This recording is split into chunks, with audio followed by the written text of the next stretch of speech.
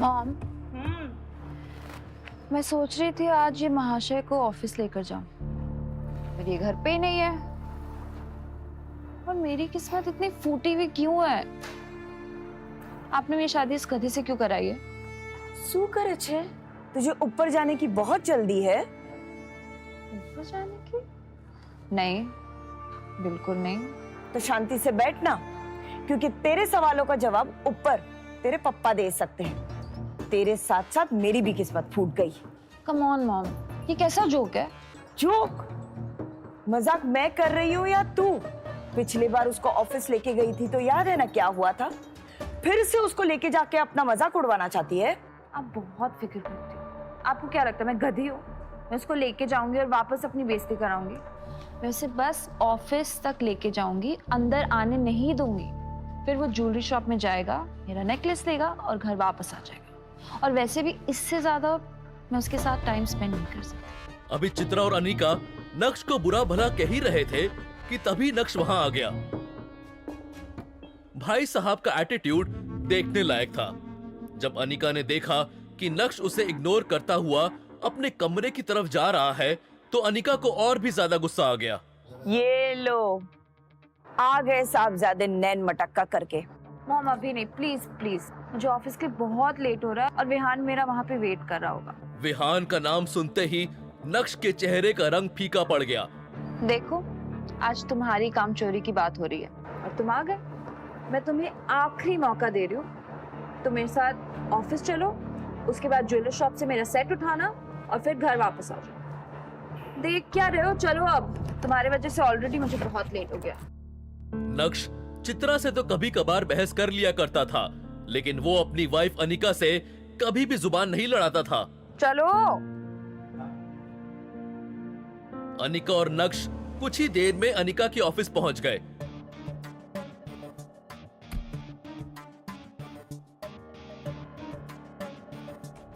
अनिका जब अपने कैबिन में पहुंची तो उसका दोस्त और बिजनेस पार्टनर विहान बजाज पहले ही वहां बैठा उसका इंतजार कर रहा था।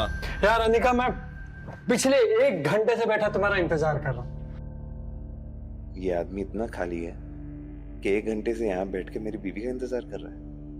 आई एम सो सॉरी विहान। क्या है ना, कुछ लोगों के कारण देर हो जाती है। अनिका की बात सुनकर विहान के 1 घंटे इंतजार करने की शिकायत एक पल में ही गायब हो गई और वो बस मुस्कुराते हुए अनिका को ही देखे जा रहा था। वो आज बहुत ज्यादा खुश नजर आ रहा था। विहान, आज तुम बहुत ज्यादा खुश लग रहे हो। कोई लॉटरी तो नहीं लगी तुम्हारी? भाई साहब, अब तुम्हारा आना किसी लॉटरी से कम है क्या? भाई साहब, ये मत भूलिए कि आप एक ऑफिस में हैं और ये भी मत भूलिए कि आपको दोस्ती की सीमा नहीं लांघनी है। तुम चुप रहो। विहान, मैं समझी नहीं, तुम क्या बोलने की कोशिश कर रहे थे?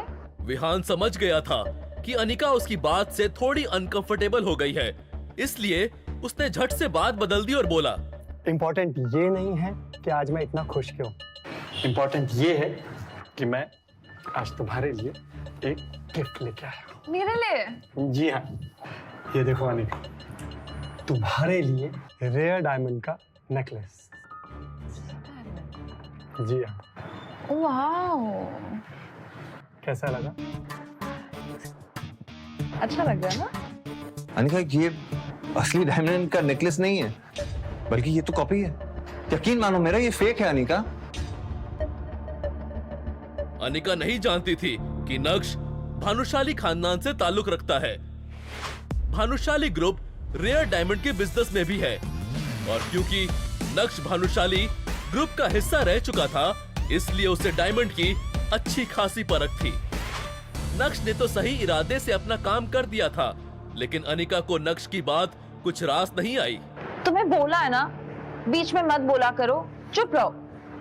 नक्श की बात सुनकर विहान को भी ये समझ आ गया था कि अब वो उस फर्स्ट कॉपी नेकलेस को ओरिजिनल बताकर अनिका को बेवकूफ नहीं बना सकता है। हाँ, ये मतलब असली रेयर डायमंड नेकलेस नहीं है, पर इसका एक एक हीरा असली है। बस इसकी क्वालिटी रेयर डायमंड नेकलेस से थोड़ी सी कम है। पर अनिका, मुझे जब भी रेयर डायमंड नेकलेस मिलेगा ना, मैं डेफिनेटली तुम्हारे लिए लेके आऊंगा, मैं प्रॉमिस। वाह, बहुत अच्छी बात है। मतलब रेयर डायमंड नेकलेस इस दुनिया में सिर्फ 10 बने हुए हैं और ये भाई साहब लेके आएंगे। ऐसे इंसान का तुम भरोसा नहीं कर सकती हो। अरे झूठ बोल रहा है तुमसे, आगे भी झूठ बोलेगा, कोई काम का नहीं है ये। और तुम्हें रेयर डायमंड नेकलेस की क्या जरूरत है अनिका, जब तुम्हारे पास असली डायमंड है। आज अनिका को विहान की हरकत से ज्यादा इस बात पर हैरानी हो रही थी कि अचानक नक्श के अंदर हर बात का जवाब देने की हिम्मत कहां से आ रही है। तुम चुप रहोगे?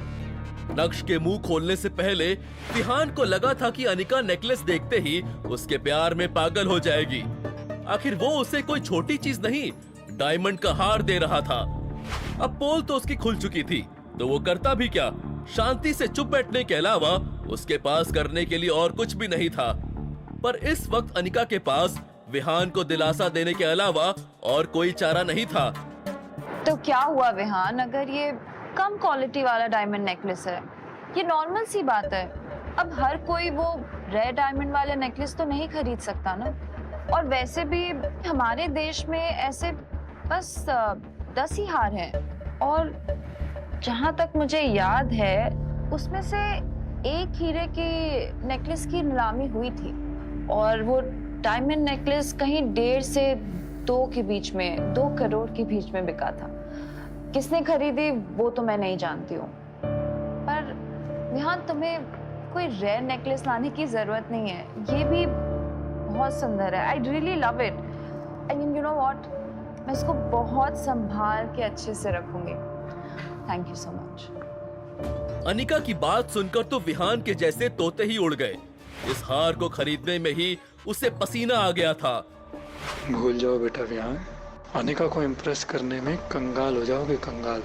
वहीं नक्श अनिका को परेशान देखकर अपने किए पर पछताने लगा और सोचने लगा कि इतनी बड़ी बात हो जाने के बाद भी अनिका विहान का साथ दे रही है। लेकिन वो अपनी बदली हुई जिंदगी को इतनी आसानी से अपनी बीवी के सामने नहीं रखना चाहता था। वो अनिका को पाना चाहता था, उसका दिल जीतना चाहता था। अनिका, मैंने आज तक तुम्हें कुछ नहीं कहा, लेकिन आज मैं चुप नहीं बैठूंगा। मैं तुम्हारे लिए रेयर डायमंड नेकलेस लेकर आऊंगा, ये मेरा तुमसे वादा है। मैं दुगनी मेहनत करूंगा, मैं वो सब हासिल करने की कोशिश करूंगा जो तुम्हारे अरमान है। I promise. अपने दिल की बात अनिका के सामने रखने के बाद नक्श ने अनिका के जवाब का इंतजार भी नहीं किया और उसके कैबिन से बाहर निकल गया।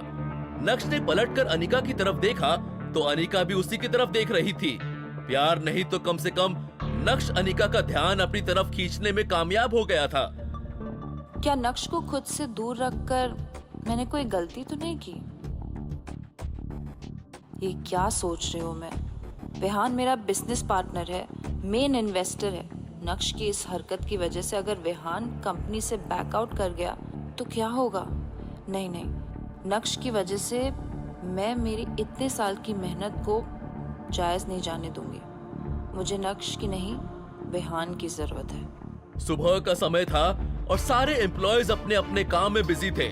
लेकिन जब उन्होंने नक्श को कॉन्फिडेंस के साथ बाहर जाते देखा तो सब उसे घूरने लगे थे।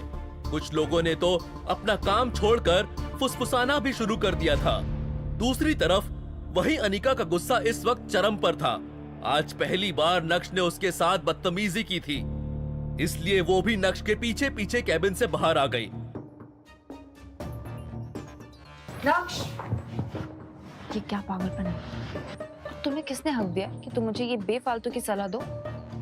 जब भी तुम्हें ऑफिस लाई हूं ना, तुम हमेशा कुछ ना कुछ उल्टा ही करते हो। गलती हो गई मुझसे। गेट लॉस्ट नाउ, जल्दी जा। नक्श ने अनिका की इस बात का भी कोई जवाब नहीं दिया। वो जानता था कि वो जितना बोलेगा उतना ही अनिका का गुस्सा बढ़ता जाएगा। उसे अनिका से जो कहना था वो उसे कह चुका था। जैसे तैसे अनिका ने अपने गुस्से को दबाते हुए मामले को खत्म करने की कोशिश की, लेकिन उसे क्या पता था कि अभी तो मामले की बस शुरुआत हुई थी। अबे ओ, रुक! बीते 2.5 सालों में जिस नक्श के मुंह से एक आवाज नहीं निकली, वो नक्श आज अनिका को सलाह दे रहा था। कैसे? नक्श की हिम्मत के पीछे कौन छुपा था? क्या नक्श का अपनापन देखकर अनिका के दिल में नक्श के लिए कुछ होगा, या फिर अनिका को बस अपने बिजनेस की ही पड़ी थी? विहान और नक्श के बीच क्या होगा? क्या विहान गुस्से में नक्श पर हमला करने वाला था? अगर ऐसा हुआ तो क्या अनिका नक्श को बचाएगी या फिर विहान का दांव उल्टा पड़ता हुआ नजर आएगा? जानने के लिए सुनिए Insta Empire only on Pocket FM।